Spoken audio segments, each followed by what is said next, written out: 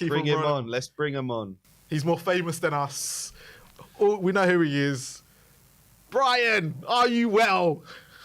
Well, is not the best of not at the moment. But listen, the drought is over.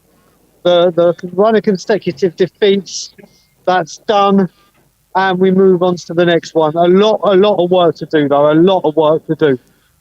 So Brian, for you, where was it all going wrong for you today? We'll talk about the positives next, but where was it all going wrong? Why was it such a mishmash kind of performance? So Gibbs spoke about it, but didn't want to go in on him. Well, thank you, Gibbs, because I most certainly will. Dejan Predictabiliski. Okay, as I call him. I saw the starting lineup, and I said the fact that he's in the starting 11 is mind-boggling to me. Mind-boggling. My God, some of the comments I got, you would have thought I'd slapped these people's mothers. My good God.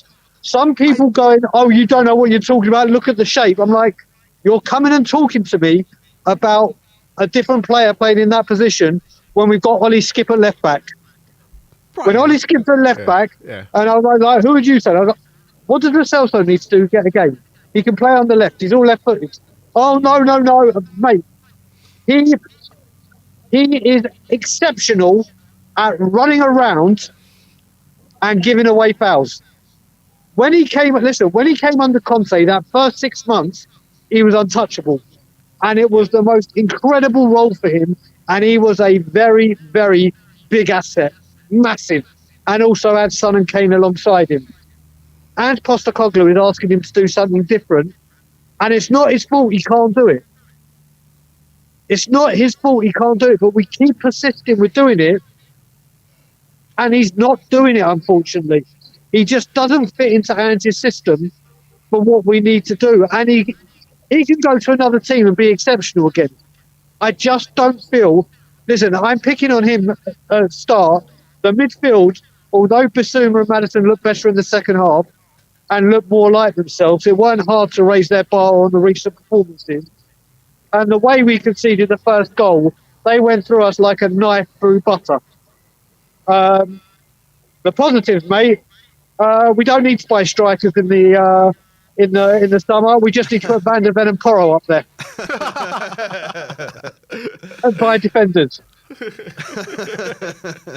No, but that finish from Mickey, honestly, the way he curled it into the corner, that was Lo Celso-esque, wasn't it? It made, listen, it was like a prime creative midfielder and a striker. And Marlon and I have this love affair for left centre backs. Obviously, with Super Jan, who's the best, but Mickey van der Ven, I've been saying for a while, for me, I think he is the signing of the Premier League this season. And a few people came back to me and said maybe Cole Palmer, which is a fair comment, but if you look at it, half his goals are penalties. Mickey van der Ven is just an exceptional, incredible talent who is loving life at Tottenham. We have an exceptional player there. And do you know what? Romero's been taking a lot of credit for the last few games, and rightfully so. Rightfully so. And today they were both, but that finish was that was like a Cole Palmer. That was an incredible finish. It was incredible. The way he just took it, once he went past the man, I literally thought he was going to go for the far post. But to literally bend it in the near post, and let's face it, that Burnley keeper was having a performance and a half. He was. He did owe them, yeah, he did. He was having a great performance. He did well. But Brian, quickly on the Van der Ven thing, obviously, because he obviously went to left back, and I've been someone, actually, since your doggy got injured and said he probably should have been moved out there. Why has it only happened today? And do you think, actually, there is a shout that he could play left back because of the way he can go forward? I don't think there's any doubt he can play there. There's no doubt on that. Like Jan Vertonghen did, Marlon, when he occasionally went left. And everyone will remember that famous Borussia Dortmund game at home when he scored an assist for Sonny's volley. But I think he's too integral in the centre to begin with. I love the fact that we did it throughout the game and changed it. You got to remember, this is against a now, unfortunately, relegated Burnley. Could he do that against a Man City? and It's a trust the very centre valid, yeah. backs. It is a very valid question. Yeah, I agree with that. So- That's a great question. Well, the good thing is at least Dragusin got on the pitch. I mean, at long last, and I don't know why Lo Celso is coming on at like 87 and 88 minutes. But listen, at the end of the day, a win is a win, and it looks like we've Exactly. cemented fifth. So it does look like Europa League is the competition we'll be in, which I think is our level, and it is will our level. hopefully give the fringe players, the youth players, if we're going to do this right, keep a lot of the players fit for the Premier League. And if Andrew really wants to have an assault in the Premier League and we have a good summer, then the players are fresh and we see what we can do in the Europa League. And then we go from there. So yeah, and what did you make of Dane Scarlett today when he came on? So I'm a fan of Scarlett. I have been. I've obviously he's been on loan. I have to say, when those subs came on, that triple sub, we did look more attack minded. I think he was quite bright. He was tracking back as well, and he could have had a goal if that cross had just made its way to him, and he could have broken the record and become the 172nd player to extend our lead at the top of multi-goal scorers. But I put a tweet out about 5 or 6 minutes before he came on saying I'd love to see Mikey Moore and him come on for the final part, because let's face it, the front line didn't look like they could be trying all day and couldn't put the ball in the back of the net. Yep. So to freshen it up and just see something different would have been refreshing to see. So Brian, the next question: Man United somehow get a result tomorrow. Yeah, somehow, even if it's a draw, they get a result tomorrow. Aston Villa lose on Monday to Liverpool. What do you do about Tuesday? Listen, if the Filth beat United, I will be in the Scotland Yard from minute 1 to minute 90 singing Blue Moon and every Oasis song I know. Non-stop. Postman, yeah? Non-fucking stop.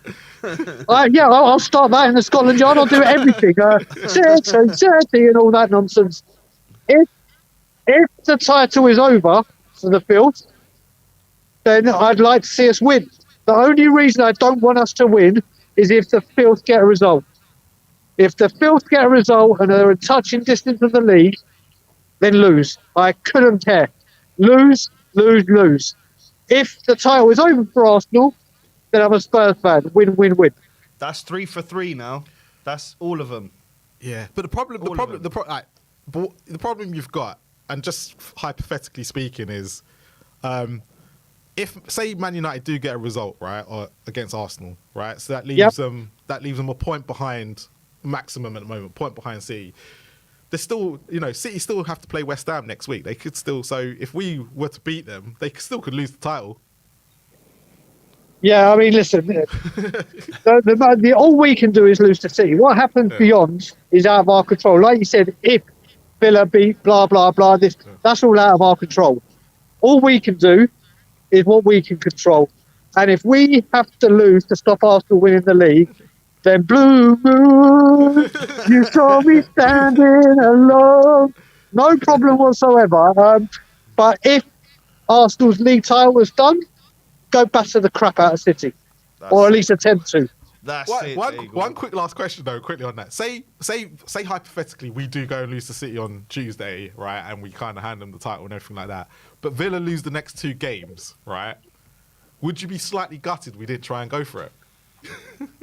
Oh, this is so many coulda, woulda, shoulda. Listen, Marlon, this is like a game show when they say married, kissed, avoid, or whatever. It's like that. I'll go ask these questions because obviously it creates a different feeling now that we've won. That's the problem.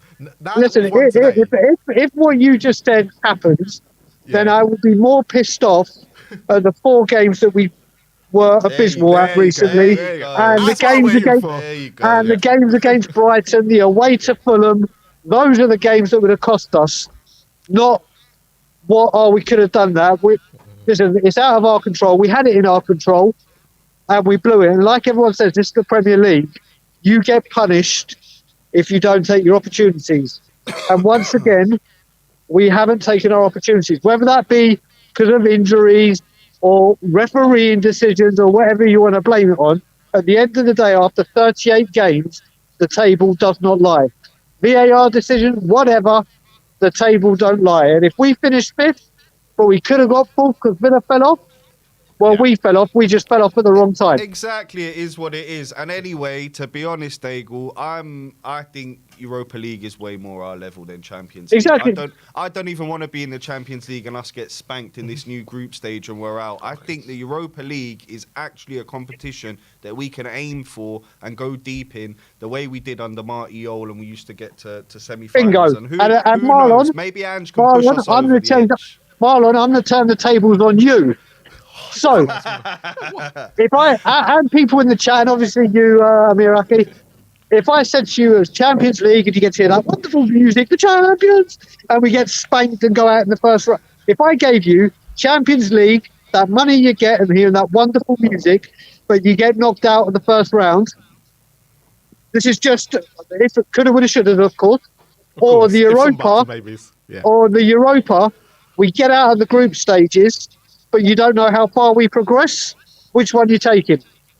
Look, I'll be honest. I wanted the Europa League from the beginning. Same. So I will take going further in Europa League than the first round of the Champions League and hearing that potsy music. It's only because, and I'll tell you why. Like our squad would be quite similar to how Celtic went in the Champions League with Ange, right? We're probably slightly better. But they will come up against good teams, especially in that pot one, where it could be 7-2s and stuff like that when we lost to Bayern Munich. If we play this way and we haven't upgraded the squad completely to Champions League level, we'll get destroyed. That's my worry. We're so far off that level of Champions League. And Ange has shown vulnerabilities this year in the Premier League, right? Which he showed in the Champions League for Celtic. So that's why I'm sitting there going, I'd rather Europa League. Give him time to get used to the Premier League again, see if he's going to change his way, or if he's going to play the exact same way. We'll just get eaten alive in the Champions League. We will. You saw what Real Madrid and Bayern... Look what Bayern Munich did to Arsenal. And Arsenal were meant to be the second best team in the league. But yet they still went out there and they probably should have won the first game, right? And then they probably, they completely nullified them in the second game. And everyone's saying that Bayern Munich have had a bad season, so... So over-exaggeration. That is an over-exaggeration. So yeah, I'm probably on the Europa League part, but if there's a chance that we get top 4, I'm not going to sit there and not take it, am I? Come on. It's not going to happen though. It's not. Wake up, Marlon. It's not happening. Wake up. Wake up. Still dreaming. Mate, of that they do this to you, man. This is what Spurs do. No, not to me. They don't. Not to me. They don't. It's not my first rodeo being in this scenario.